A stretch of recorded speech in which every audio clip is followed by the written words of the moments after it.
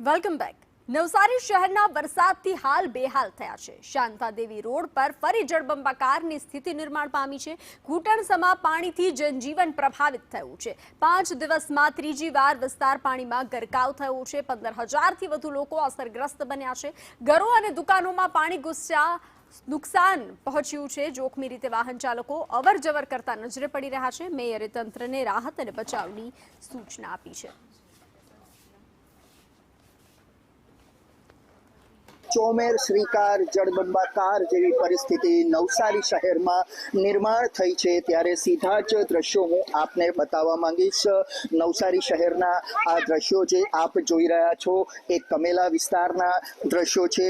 આ જ વિસ્તારની અંદર રંગુનનગર સહિતના જે વિસ્તારો છે તે તમામ વિસ્તારો જળબંબાકાર થયા છે। અનેક લોકોના ઘરોમાં પાણી ભરાયા છે। આ સોસાયટી જે છે એ બેટમાં ફેરવાઈ હોય તેવી પરિસ્થિતિનું નિર્માણ અહીંયા થયું છે। ત્યારે અહીંયા સ્થાનિક કોર્પોરેટર જે છે તે પણ આપણી સાથે ઉપસ્થિત છે। એમની સાથે સીધા જ આપણે વાત કરવાનો પ્રયત્ન કરીશું। જી બેન, જણાવશો શું પરિસ્થિતિ બની છે? આજે આ કમેલા રોડ પર આવે વિસ્તારમાં ઉભા છે।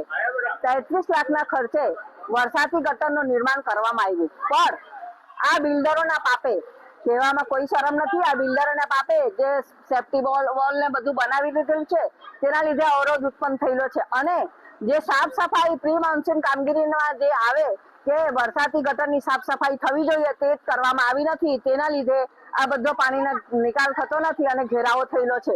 રાજન રાજપૂત, સંદેશ ન્યૂઝ, નવસારી। દક્ષિણ ગુજરાતમાં રેડ એલર્ટ છે। આજે સવારથી નવસારીમાં ધોધમાર વરસાદ પડી રહ્યો છે। નવસારીનો નીચાણવાળો વિસ્તાર એ શાંતાદેવી રોડમાં અત્યારે આ વરસાદના પાણી ભરાવાના શરૂ થયા છે અને હું પોતે આ વિસ્તારની વિઝિટે આવ્યો છું। નીચાણવાળા વિસ્તારના લોકોને બહાર ખસેડવા માટે વિનંતી કરવામાં આવશે।